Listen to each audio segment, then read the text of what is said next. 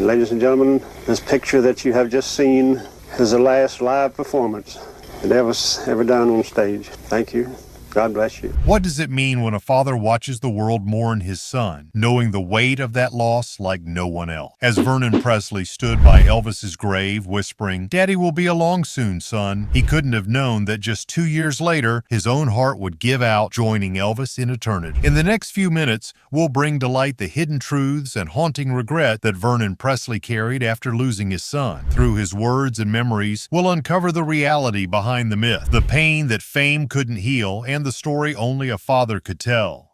Elvis's father, Vernon Presley. Vernon Presley was born in Fulton, Mississippi on April 10, 1916. He was the father of the famous Elvis Presley. He was the oldest of 5 children born to Jesse D. McLowell Presley and Minnie Mae Hood Presley. He grew up in a simple home. Vernon had trouble with money as a child, which would affect his life as a parent and manager of one of the most famous acts in history. Vernon's family had a lot of problems. His parents worked hard to provide for their family and taught him the importance of not giving up. He fell in love with Gladys Love Smith, who was 4 years older than him when he was only 17. Vernon lied about his age to get a marriage license, so they got married in 1933, even though he wasn't old enough.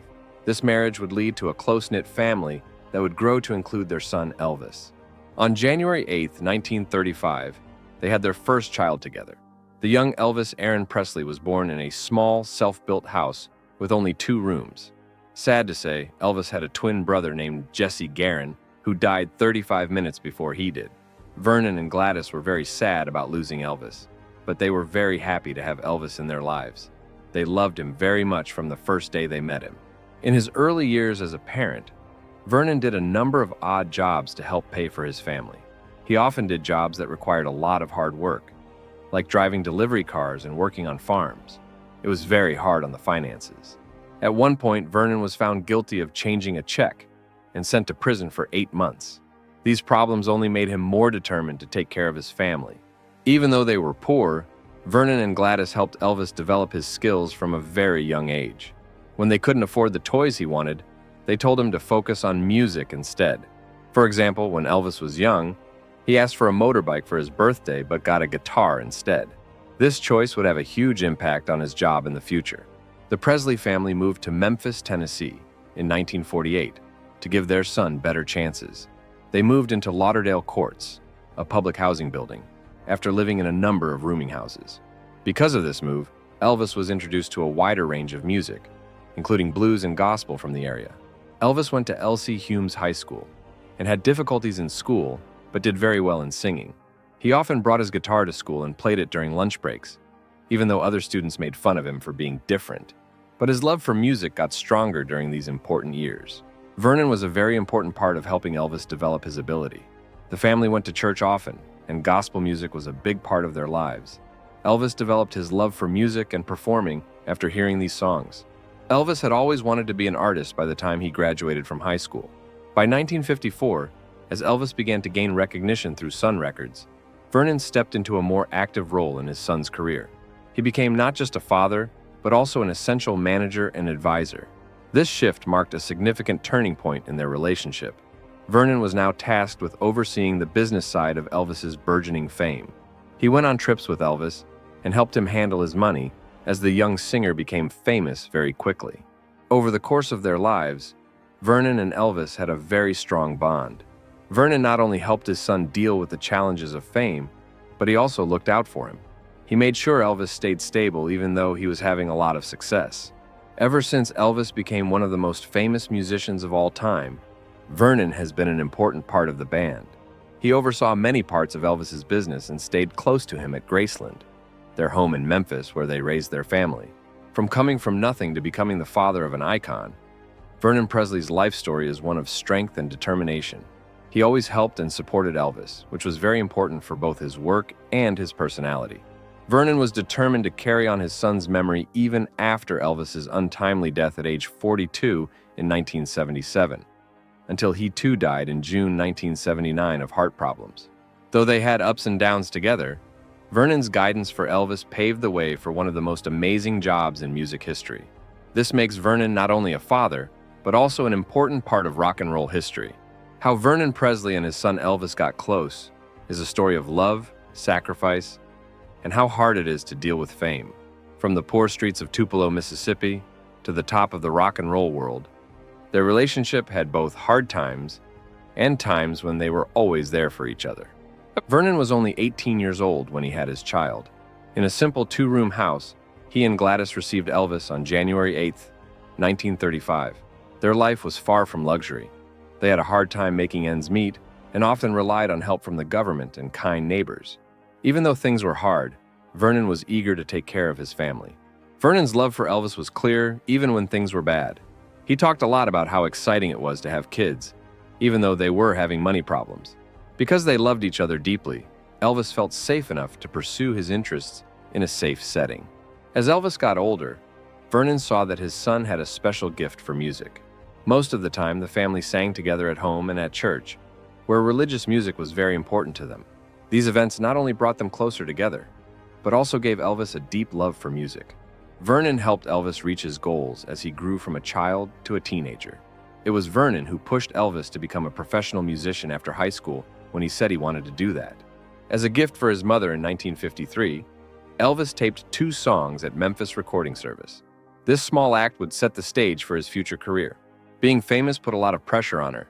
As Elvis's fame grew, so did the problems they had to deal with together.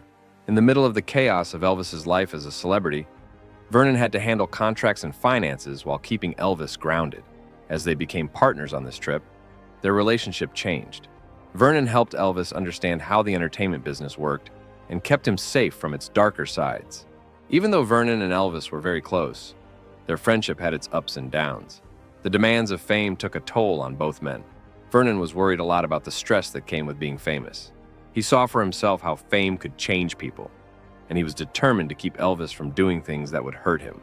Even after they were successful, they were still having money problems. Vernon worked hard to keep Elvis's finances in order, but there were times when bad management or outside forces made them less stable. Vernon's past legal problems hung over them like a cloud. All he wanted was for his son to have everything he needed and not make the same mistakes he did. Sometimes Elvis's anger made things hard in their relationship. He was known for being intense and sometimes unstable, and he would lash out when he was stressed, usually at Vernon and other people close to him. Even though things went up and down, they stayed close because they trusted and loved each other deeply. Vernon's firm support for Elvis never changed, no matter what. He was there for his son when things got tough, like when he was being watched by a lot of people or when he was having problems with relationships and drugs later in life. No matter how angry they got with each other, Vernon always tried to help Elvis make good choices. Vernon was a big part of those processes when it came to making decisions about money or careers. He worked with Elvis to make sure that record labels and marketers treated him fairly when they signed contracts. Their relationship was more than just work.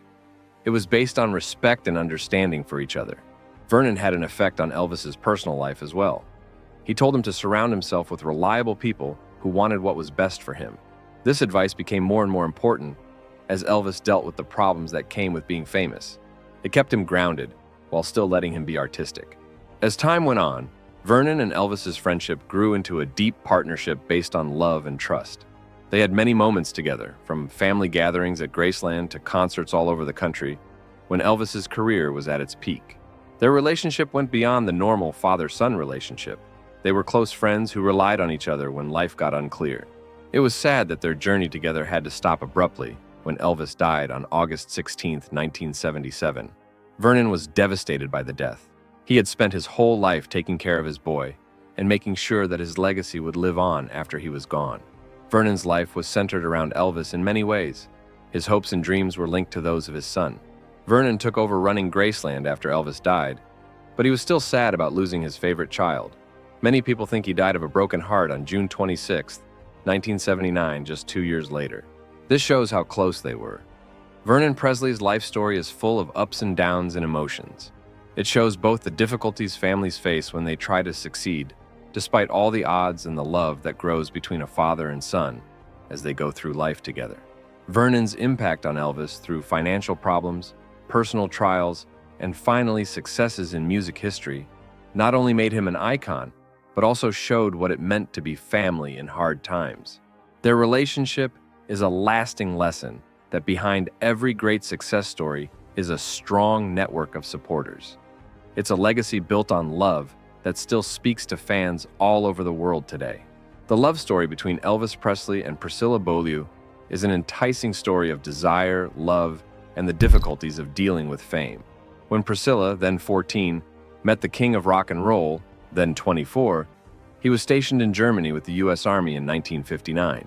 This was the start of their story. Despite the significant age gap, there was an instant connection between the two that would blossom into a lifelong bond. Elvis and Priscilla saw each other for the first time at a party in Bad Nauheim, Germany. Priscilla, who went to the event with her parents, was quickly smitten by the singer's charm. Elvis, on the other hand, liked how pretty and innocent Priscilla looked when she was young. Elvis showed Priscilla a lot of love and care during their courtship, which lasted several years. Not only did Elvis like Priscilla's looks, he also saw a similarity between her and his late mother, Gladys, who he loved very much and who had recently died. Elvis liked Priscilla because she was young and had not been with a man before. He wanted to make her into the perfect partner.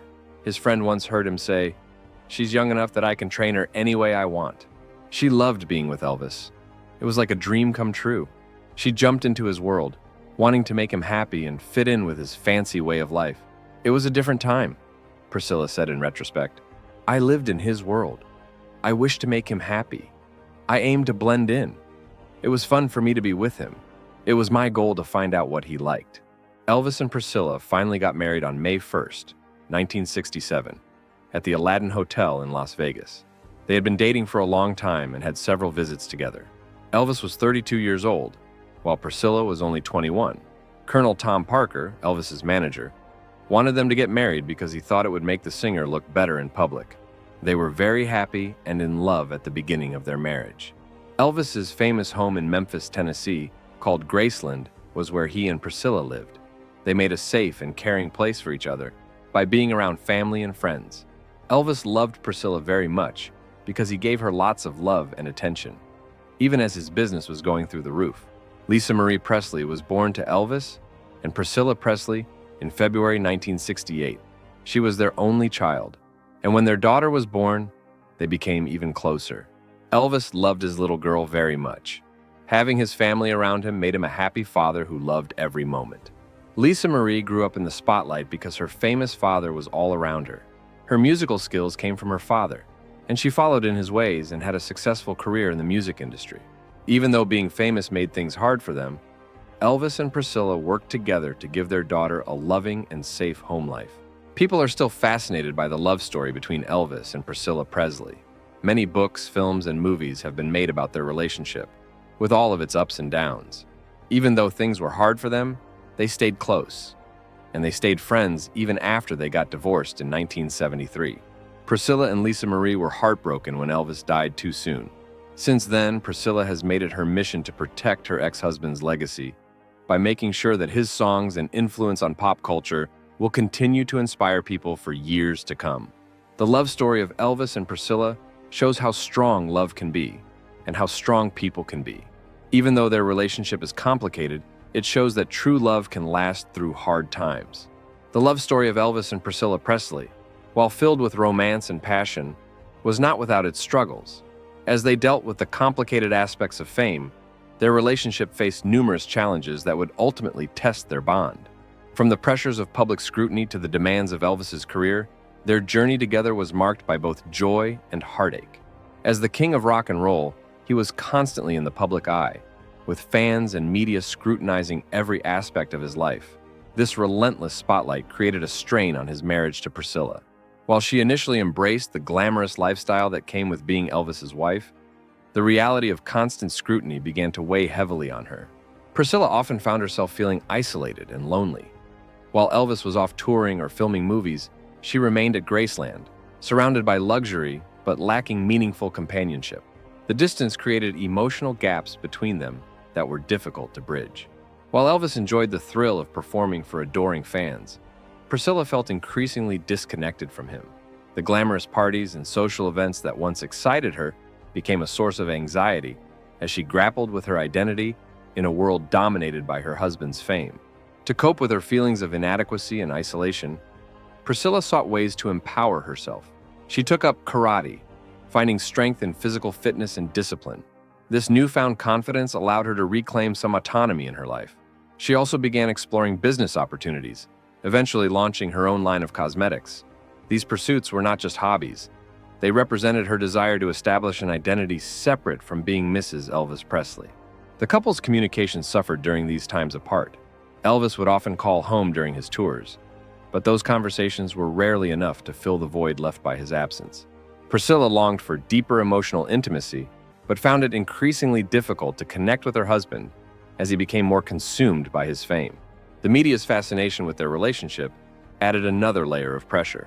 Reporters frequently speculated about their marriage, often sensationalizing their struggles for headlines. Priscilla found herself under constant scrutiny, with tabloids dissecting every detail of her life, her appearance, her parenting style, and even her relationship with Elvis. This invasive attention took a toll on Priscilla's mental health. She felt trapped in a gilded cage where every move was watched and judged. The pressure intensified as rumors circulated about Elvis's infidelities, stories that only fueled her feelings of neglect and loneliness. As the years went by, both Elvis and Priscilla began to realize that they were growing apart. Despite their struggles, Priscilla remained committed to making their marriage work. However, she also recognized the need for personal fulfillment outside of their relationship. In the early 1970s, Priscilla embarked on an affair with her karate instructor, Mike Stone. This relationship marked a turning point for her, a moment where she sought solace outside of her marriage as she navigated feelings of unfulfillment and loneliness. It was during this time that she began contemplating what life would look like if she chose to prioritize her own needs over those dictated by her role as Elvis's wife. Priscilla's journey towards self-discovery was not easy. It required confronting difficult truths about herself and her marriage. She realized that while she loved Elvis deeply, he was still the love of my life. She needed to find out who she was outside of his shadow. This realization led her down a path toward independence as she began carving out a life for herself that included personal goals and ambitions. Her decision to pursue divorce was not made lightly. It came after years of introspection and growth. Priscilla understood that leaving would not diminish the love they shared, but rather allow both of them to explore new possibilities for happiness, individually.